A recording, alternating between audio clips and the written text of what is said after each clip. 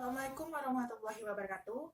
Saya Anas Satidi dan teman saya, Debbie Arvina, dari kelompok 3 akan mempresentasikan tentang mekanisme yang dilakukan oleh tumbuhan darat dalam menetralisis logam berat.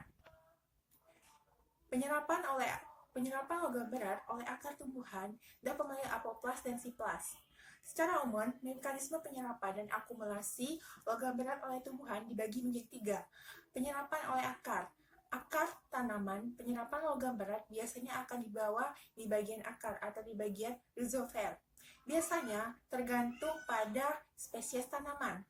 Larutan yang larut akan di bawah akar bersama dengan air. Sedangkan larutan yang tidak larut biasanya akan diserap di permukaan akar.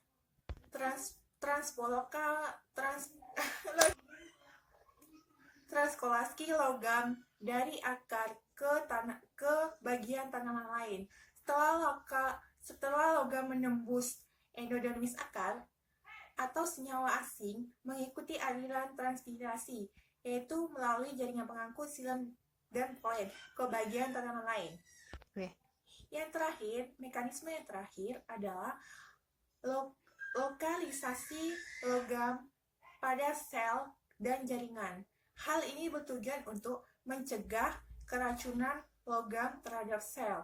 Tanaman mempunyai mekanisme detoksifikasi, misalnya dengan menyinggung logam tertentu seperti pada akar.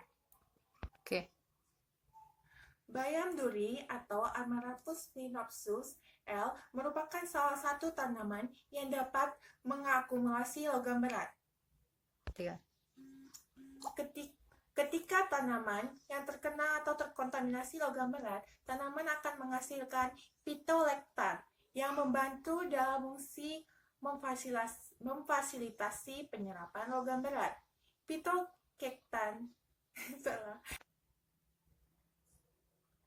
Bayam duri atau Amaryllis phynopsis L merupakan salah satu tanaman yang dapat mengakumulasi logam berat.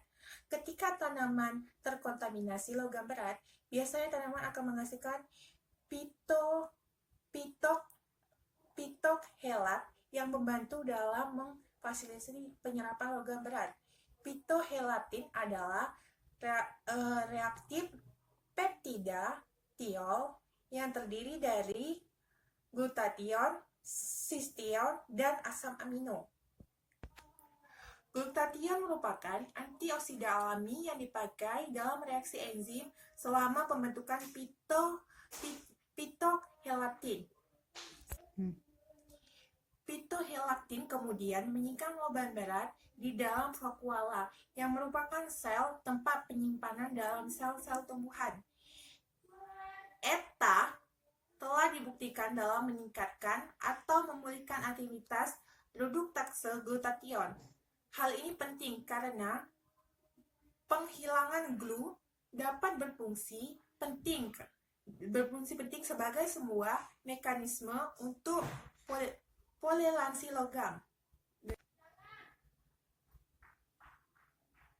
Sebagai contoh, kadium diketahui tidak memiliki fungsi dalam tanaman, tetapi CD terdapat di dalam tanah.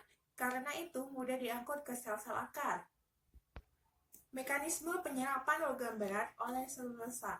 Selulosa, lignin, dan polisakarida merupakan penyusun dinding lapisan terluar tumbuhan.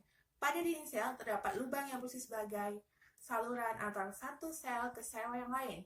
Lubang ini disebut plasmostomata yang dapat dilalui oleh molekul dengan berat molekul sekitar 60 nanometer. Selulosa ini berpotensi untuk dijadikan sebagai absorben gugus OH. Adanya gugus OH ini menyebabkan terjadinya sifat polar pada absorben.